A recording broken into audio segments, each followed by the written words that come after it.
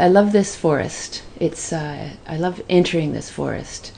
Even though it's right in the middle of the city, it's a magic little place of peace and quiet and imagination. And it's the kind of forest that I think of appearing in fairy tales, in winter fairy tales that are told around the circumpolar north at this time of year.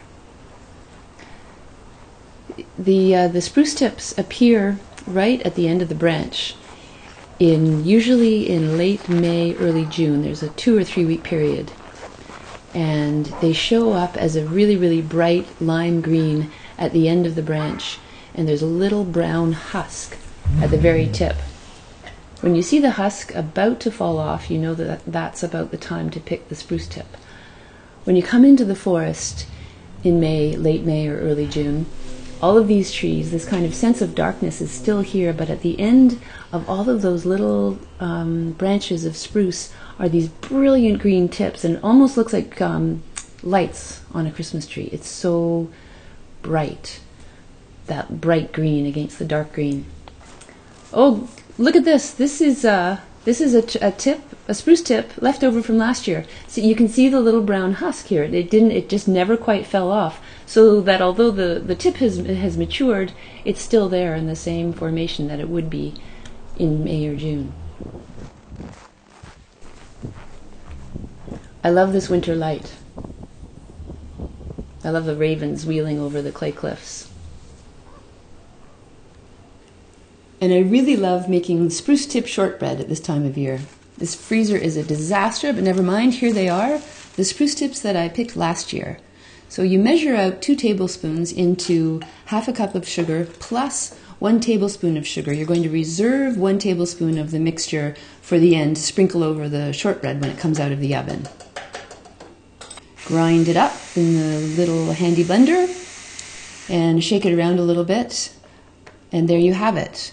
Spruce tip sugar. So the butter has been sitting out on the counter for a bit, but I'm still going to zap it in the microwave for 30 seconds just to make it easier to whip.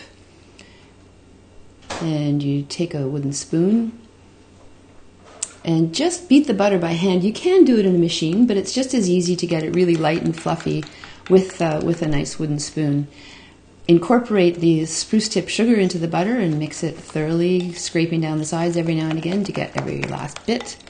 And then, if you've forgotten the salt, you add it at this point. And then you start to add the flour. It's 2 1/4 cups of flour.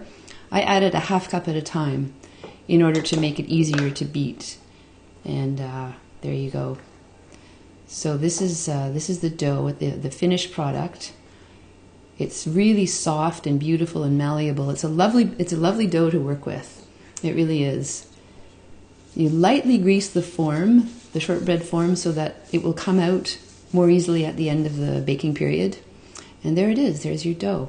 Now you can't see it, but I can. That there are little bits of spruce tip in the shortbread. They're little green pieces. So then you pat it into the mold and make sure that it's all sort of nice and even. Remember, of course, that when you turn it out, you'll have that really nice pattern on the top of the shortbread. So 325, oops, there we go. At this point we take the reserved spruce tip sugar and sprinkle it over top of the shortbread. You know what I'm going to do? I'm going to get a plate right away quick and unmold it right on the plate. That's a smarter idea. That's how the real cooks do it. There we go. Ha ha ha ha ha! See? Triumph. Now, just brush up with sugar that fell off and sprinkle some of that over. Very nice. Very nice. The beauty of this mold is there are these pre-cut lines that show you where to do it.